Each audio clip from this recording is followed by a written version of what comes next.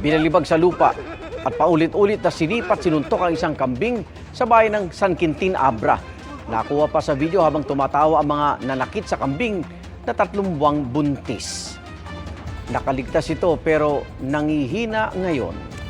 Inireklamo na sa barangay ang 3 suspect.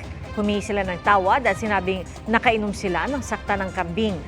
Sa ilalim ng Animal Welfare Act, sinumang mapatunayang nanakit ng hayop kahit nakaligtas ito ay pwedeng makulong ng hanggang 1 taon at magmulta ng hindi lalampas sa 30,000 pesos.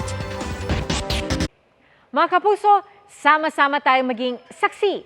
Mag-subscribe sa GMA Integrated News sa YouTube at para sa mga kapuso abroad, samahan niyo kami sa GMA Pinoy TV at sa www.gmanews.tv.